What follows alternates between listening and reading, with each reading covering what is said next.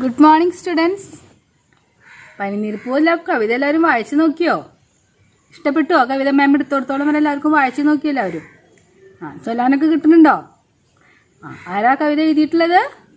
മഹാകവി ഉള്ളൂർ അല്ലേ? എന്താ തുടങ്ങാം നമുക്ക്. എന്താ തുടക്കം വരികൾ നോക്കൂ എല്ലാവരും. ടെക്സ്റ്റ് ബുക്ക് എടുക്കൂ. നോക്കിക്കോളൂ. ആദ്യത്തെ വരി ഏതാ? ഞാൻ നട്ടു വെള്ളമൊഴിച്ചു വളർത്തൊരു നല്ല റോസാ ചെടി പൂത്തു നിൽപ്പൂ. അപ്പം പറഞ്ഞു തന്നു മാം. കഴിഞ്ഞ ക്ലാസ്സിൽ ഇതിനെക്കുറിച്ചൊക്കെ വിശദീകരിച്ച് പറഞ്ഞില്ലേ? ഞാൻ നട്ട് വളർത്തിയ റോസാ ചെടിയിൽ എന്താ വിരിഞ്ഞ് നിൽക്കുന്നത്? റോസാ ചെടിയിൽ നല്ലൊരു റോസപ്പൂ വിരിഞ്ഞ് നിൽക്കുന്നുണ്ട്. ദാ ഇതുപോലുള്ള റോസപ്പൂവ്. നല്ല റോസാ ചെടി പൂത്തു നിൽപ്പൂ, പച്ചവില്ലീസിനെ വെല്ലുമിലകളും പാരം തൊടുത്തുള്ള പൂക്കളുമായി. അപ്പം പച്ചവില്ലീസ് എന്ന് പറഞ്ഞാൽ എന്താ? നല്ല വിശേഷപ്പെട്ട പട്ടിൻ്റെ ഒരു തുണി കൊണ്ടുണ്ടാക്കിയതാണോ ഇതിൻ്റെ ഇലകൾ എന്ന് തോന്നുന്നു കണ്ടു കഴിഞ്ഞാൽ. അതിനെപ്പോലെ തോൽപ്പിക്കും. ഏതിൻ്റെ ഇല? പനിനീർപ്പൂവിൻ്റെ ഇല. മുറ്റുമഴകു കലർന്നിതു മിന്നുന്നു മുറ്റത്തിനേറ്റവും ഒരലങ്കാരമായി. മുറ്റത്തിന് വളരെയധികം ഭംഗി നൽകും ഇല്ലേ? റോസച്ചെടി ഇങ്ങനെ നല്ല ഭംഗിയിൽ ഇങ്ങനെ വിരിഞ്ഞു നിൽക്കുന്നത് കാണുമ്പോൾ മുറ്റത്തിന് പ്രത്യേക ഒരു ഭംഗിയല്ലേ അത് കാണുമ്പോൾ? മുറ്റവും അഴക് ഭംഗി നിറഞ്ഞിട്ടാണ്. വളരെയധികം ഭംഗിയാണ് റോസച്ചെടി, റോസ പൂ വിരിഞ്ഞു നിൽക്കുന്നത് കാണുമ്പോൾ അല്ലേ? അടുത്ത് നോക്കൂ. കമ്പൊന്നു പണ്ടു കുഴിച്ചു ഞാൻ വച്ചതു കണ്ടാലും വാച്ചു തഴച്ചിരിപ്പോൾ.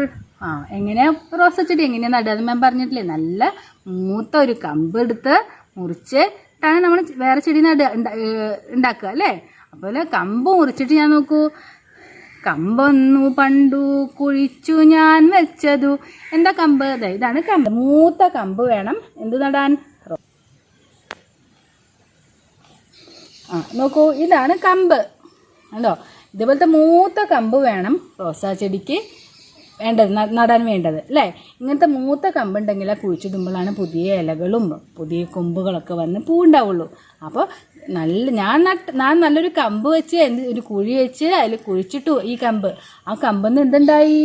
കമ്പൊന്നു പണ്ടു കുഴിച്ചു ഞാൻ വെച്ചതു കണ്ടാലും വാച്ചു തഴച്ചിരിപ്പോൾ.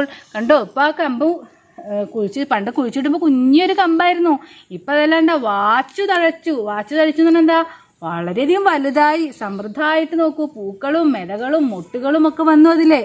അതാണ് വാച്ചു തഴച്ചിതിപ്പോൾ എന്ന് പറഞ്ഞാൽ എന്താ? വളരെയധികം ഇപ്പം ആ റോസച്ചെടി എന്തായി? വലുതായി.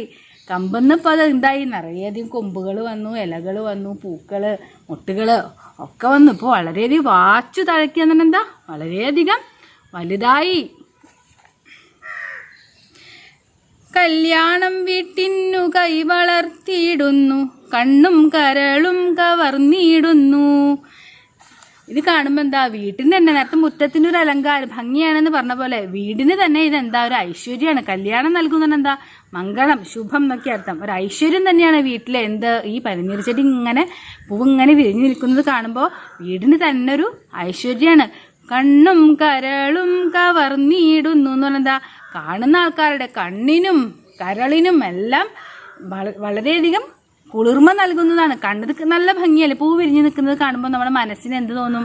വളരെയധികം സന്തോഷം തോന്നില്ലേ? നമ്മുടെ കണ്ണിന് തന്നെ ഒരു ആനന്ദമാണ് അത് കാണുമ്പോൾ അല്ലേ? ബാക്കി നമുക്ക് അടുത്ത ക്ലാസ്സിൽ എടുക്കാം. അപ്പം നോട്ട്സ് എഴുതിയെടുക്കണം കേട്ടോ. ടെസ്റ്റ് പേപ്പർ എഴുതണം. യൂട്യൂബ് വീഡിയോ കാണണം. നന്ദി, നമസ്കാരം.